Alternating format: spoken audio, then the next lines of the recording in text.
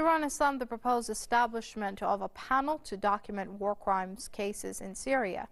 Iran's deputy representative to the UN, Ghulam Hossein Dahqani, dismissed the initiative as a destructive move that would undercut efforts to work out a political solution to the Syria crisis. He reiterated that the conflict in Syria has no military solution and that the Syrian people themselves should decide their political future. Syria's envoy to the UN, Bashar al-Ja'fari, also blasted the move, saying it would scuttle all chances of finding a political solution to the Syria conflict. The reactions come after the UN General Assembly voted on a resolution proposed by Liechtenstein and Qatar to set up a panel to gather evidence of war crimes in Syria. The measure was co-sponsored by several countries, including the US, UK, and France, and the regional allies like Saudi Arabia and Turkey. Joining us via Skype from Sydney is Paul Antonopoulos. He's a political commentator. Many thanks for joining us here on PressTV, sir. Now, first of all, I'd like to get your opinion as far as this proposal for establishing a panel to document war crimes goes. Iran says it will derail efforts for peace. What do you say to that? We need to remember that this resolution is very politicized. We have to look at one of the states that are pushing for this, and that is Qatar, one of the primary sponsors of the terrorist groups in Syria. So we need to question the motive of this and what will be uncovered.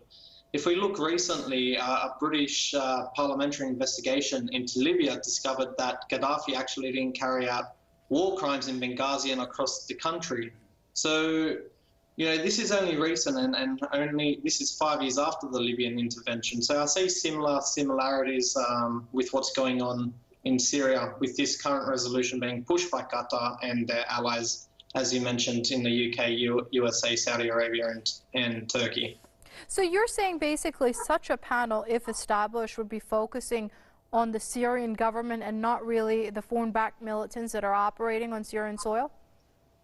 We need to look at the example of Al-Zinki, who beheaded a 12 or 13-year-old Palestinian boy just a matter of months ago, and how little condemnation came from that.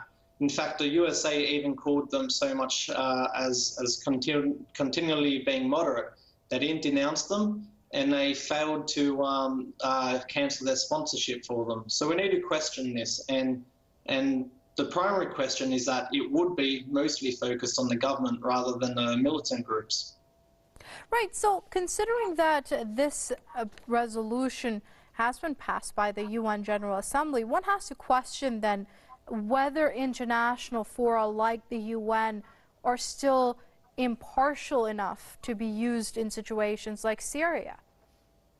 It basically makes them lose their own credibility, especially after decades. You know, we're not talking about the last few years, we're talking about decades of continued failures on interventionist policies. And this has again happened in Syria. It's nothing new. We've seen this in Libya, we've seen this in Iraq. And before I let you go, Mr. Antonopoulos, of course, there have been questions regarding the countries that have co-sponsored it. You mentioned Qatar, but it's also Saudi Arabia. For example, its role when it comes to a country like Yemen, where civilians and civilian infrastructure, as well as hospitals, have been targeted day in and day out.